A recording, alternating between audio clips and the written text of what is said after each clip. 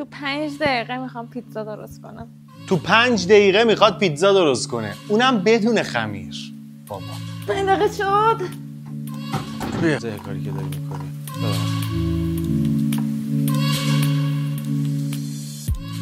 کاشین تو بیای ببری. حسن باید یه مرد قوی تنومند. وقت بگم بدون ما مثلا به مردا احتیاج نداریم.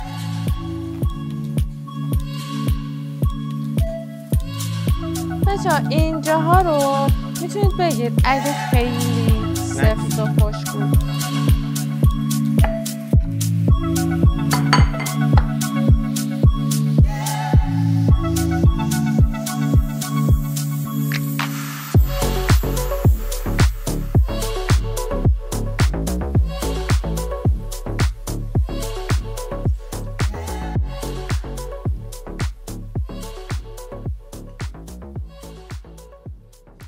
انجام میدم.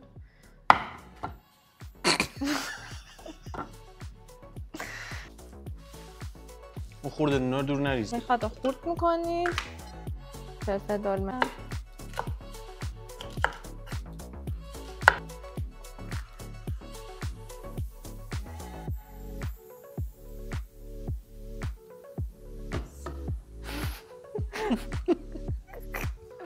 وایس. بده.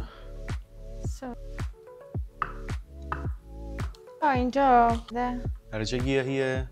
گیاه گل گندری مثلا. چون شده؟ هرچی خواستم بگم شاید جذب اسپانسر.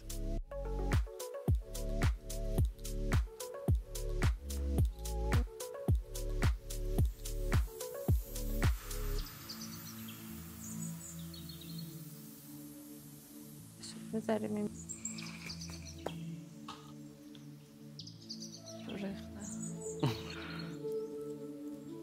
چی یادم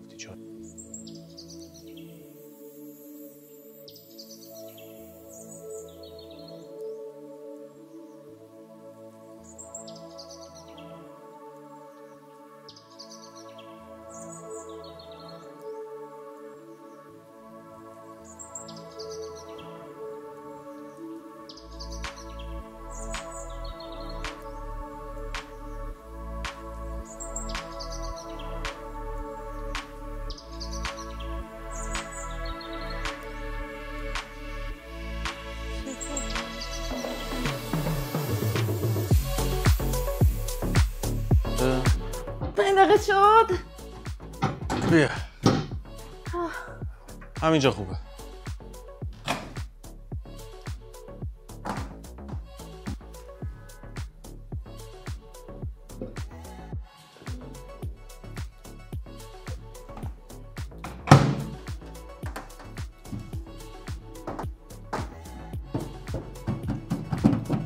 نتره که الان داری این کارو میکنه. نکن میتره که بهش فشار میاد.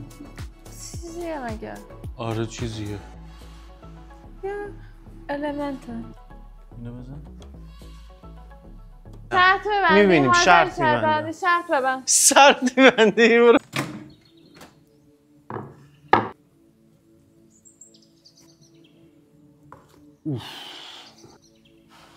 ببین چی شد.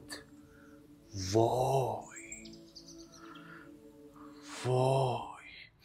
قبلیا که برای خودمون درست میکردیم انقدر برشته و خفن نمیشد. این شد.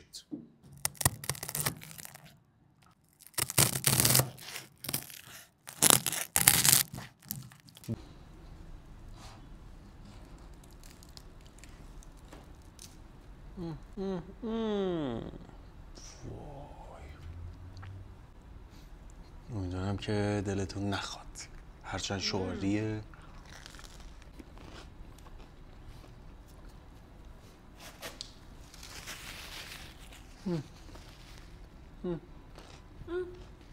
دمتون گرم که تو این قسمت هم با همون بودین و واقعا خوشمزه شده. جاتون خالی، درست هم کنید، خیلی هم هزینه نداره. فکر کنم با 100 تومن بتونید برای 2 نفر درست کنید. ما همیشه به فکر شماییم. دمتون گرم تا الان موندین. خداحافظ.